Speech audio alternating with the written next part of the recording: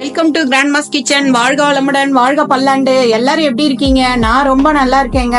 இன்னைக்கு நம்ம பார்க்க போறது வந்து ஒரு ஃப்ரைட் ரைஸுக்கு ஒரு சைட் டிஷ்ஷுங்க. பொட்டேட்டோ சப்ஜி வித் பிரிஞ்சால். அடுப்புல வாண்லி வச்சுக்கலாம். அதுல வந்து கொஞ்சம் கடுகு தாளிச்சுக்கலாங்க. கடுகு ஜீரகம் ரெண்டையும் போட்டுடலாம்.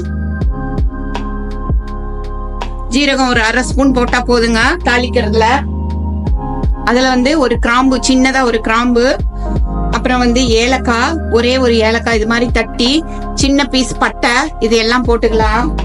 போட்டுக்கிட்டு அதை லைட்டா ஒரு ஃப்ரை பண்ணிடலாம். அதுல வந்து ஒரே ஒரு பச்சை மிளகாவை இது மாதிரி கட் பண்ணி போட்டுடலாம்.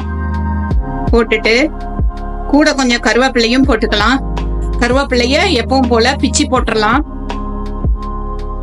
இப்ப இது கூட கட் பண்ணி வச்சிருக்கிற ஒரு கப் வெங்காயத்தை போட்டுடலாங்க. வெங்காயம் நல்லா ஃப்ரை ஆகிட்டு கலக்கியாச்சு. இதுல வந்து பூண்டு பாருங்க, இது மாதிரி நச்சு வச்சிருக்கேன், இத போட்டுடலாம். அதுவும் வெங்காயத்து கூட சேர்ந்து ஃப்ரை ஆகட்டும். இதுல கொஞ்சம் பச்சை பட்டாணி, உரிச்சு வச்சிருக்கிற பச்சை பட்டாணி சும்மா ஒரு கை அளவு இருந்தா போதும், போட்டுக்கலாம். ஏன்னா நிறைய 2-3 வெரைட்டிஸ் காய்கறி போடுறதால நிறைய பச்சை பட்டாணி போட்டா இதோட பிளேவர் வந்து மீதி காய்கறியோட டேஸ்ட மாத்திரும். அதனால மீடியமா போட்டுக்கலாம் பச்சை பட்டாணி. இப்ப வந்து இது ஃப்ரை ஆயிட்டு இருக்கு. ஆறப்ப வந்து நம்ம கட் பண்ண சொல்ல இல்லைங்களா, பொட்டேட்டோ பிரிஞ்சால் சப்ஜின்னு சொல்லிட்டு இந்த பிரிஞ்சால வந்து நம்ம இப்ப போட்டுடலாம். போட்டுட்டு அதையும் நல்லா ஃப்ரை பண்ணலாம். இந்த ஃப்ரை ஆறதுலயே வந்து இந்த இப்படியே வெந்துரும். கொஞ்சம் 4-5 தடவை ஃப்ரை பண்ணோம்னா, நம்ம உப்பு வேற கூட போட்டிருக்கோம், அப்ப வந்து ஈஸியா ஃப்ரை ஆயிரும்.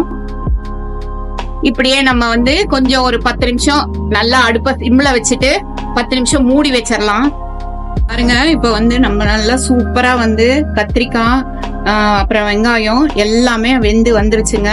இதுக்கப்புறம் வந்து நம்ம ஒரு கப் ஃபுல்லா எந்த அளவு வெங்காயம் எடுத்தோமோ, தக்காளி ஒரு மீடியம் சைஸ் தக்காளி, 4 தக்காளி பாருங்க, தக்காளி, கத்திரிக்காய், பச்சை பட்டாணி, வெங்காயம் எல்லாமே நல்லா மெர்ஜை நல்லா நைஸா வேற வெந்துருச்சுங்க. இந்த ஸ்டேஜ்ல வந்து நம்ம வந்து மஞ்சத்தூள், கொஞ்சமா கரம் மசாலா தூள் போட்டுக்கலாங்க. அப்புறம் கொஞ்சமா சாம்பார் பொடி போடலாம். சாம்பார் பொடி ஏன் போடணும்னா, இதுல வந்து மல்லித்தூள், சீரகத்தூள், அது கூட சேர்ந்து மிளகாத்தூள் இருக்குங்க. இது வந்து கொஞ்சம் ஃபிளேவரை தூக்கி கொடுக்குங்க. இது மாதிரி சாம்பார் தூளும் போட்டுடலாம்.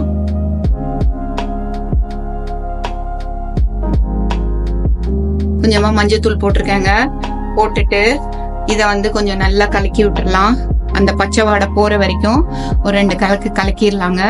கலக்கிட்டு இப்ப வந்து இது வந்து இது நம்ம பண்றது வந்து ஒரு 4 பேர் சாப்பிடுற அளவுக்கு நான் வந்து எல்லாமே சொல்லியிருக்கேன்.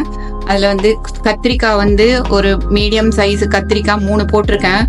தக்காளி ஒரு மீடியம் சைஸ் தக்காளி 4 தக்காளி, வெங்காயம் மீடியம் சைஸ் வெங்காயம் வந்து ஒரு 4, எல்லாமே ஒரு கப், இவ்வளவு பெரிய கப் அளவு வர்ற மாதிரி கட் பண்ணிக்கலாம். அதே மாதிரி பொட்டேட்டோஸும் பாயில் பண்ணி இது மாதிரி வச்சிருக்கேன். அதை வந்து என்ன பண்ணலாம், எல்லாமே இந்த சைஸ் பீசஸா வச்சுக்கலாங்க. ஒரு 2 பீஸை மாத்திரம் இப்படி நசுக்கி விட்டுறலாம். அதோட நல்லா கலந்துரும் அந்த மசாலாவோட.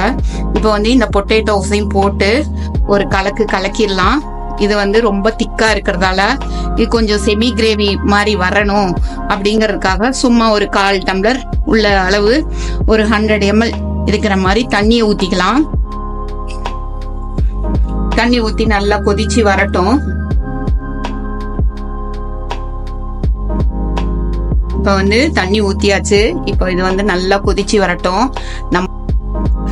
பாருங்க, நம்மளோட கிரேவி சூப்பரா ரெடியாகி வந்திருக்கு. எவ்வளவு சூப்பரா ரெடியாகி வந்திருக்கு பாருங்க. அந்த பொட்டேட்டோவும் பிரிஞ்சாலும் நல்லா கலந்து வெந்திருக்கு. நான் எதுக்கு வந்து இதுல பிரிஞ்சால் கொஞ்சம் நிறைய பிரிஞ்சால் வந்து எல்லாத்துலயும் சேர்க்கிறேன் அப்படின்னு சொன்னா, பிரிஞ்சால்ல வந்து potassium, calcium, magnesium, manganese, carbon அப்படி சொல்லிட்டு நிறைய சத்துக்கள் இருக்கு. தனியா கத்திரிக்காயை செஞ்சு கொடுத்தா குழந்தைங்க அவ்வளவா விரும்பி சாப்பிட மாட்டாங்க. இது மாதிரி கிரேவியில சப்ஜியில போட்டு கொடுத்து அது ஒரு ஃப்ரைட் ரைஸ்க்கோ இல்லை ஒரு பிரியாணிக்கோ தொட்டு சாப்பிடுங்கன்னு சொன்னா அவங்களுக்கே தெரியாம சாப்பிட்ருவாங்க. அப்போ குழந்தைங்களுக்கு வந்து அவங்களோட போனெல்லாம் நல்லா ஸ்ட்ராங்காகிறதுக்கு யூஸ் ஆகும் இல்லைங்களா? அதனால இது மாதிரி ஏதாவது ஒன்றுல லைட்டா போட்டு நம்ம கொடுத்துடலாம். இப்போ நல்லா ரெடி ஆயிடுச்சு. இதை வந்து நம்ம ஒரு சர்விங் பவலுக்கு மாத்திரலாங்க. பாருங்க எவ்வளவு அழகா ரெடி ஆயிருக்குன்னு பாருங்க. சூப்பரா சுவையா ஒரு கிரேவி ரெடி ஆயிருச்சு நம்மளுக்கு. இது ஃப்ரைட் ரைஸ்க்கோ பிரியாணிக்கோ இல்ல வந்து கீ ரைஸ் எதுக்கு தொட்டு சாப்பிட்டாலும் நல்லா இருக்கும். அப்படி எல்லாம் பண்ணலன்னா வெறும் ஒயிட் ரைஸ் கூட ரொம்ப சூப்பரா இருக்கும். ஒயிட் ரைஸ் மாத்திரம் இல்லைங்க, சப்பாத்தி தோசை எல்லாத்துக்குமே ரொம்ப சூப்பரா இருக்குங்க. சுவையான சூப்பரான ஒரு பொட்டேட்டோ பிரிஞ்சால் சப்ஜி ரெடிங்க. மேல வந்து அழகா நம்ம கட் பண்ணி வச்சிருக்கிற கொத்தமல்லியை தூவி அப்படியே மூடி வச்சிட்டோம்னா அப்படியே அந்த கொத்தமல்லி பிளேவரும் அந்த இதுக்குள்ள இறங்கிரும், அந்த சப்ஜிக்குள்ள இறங்கிரும்.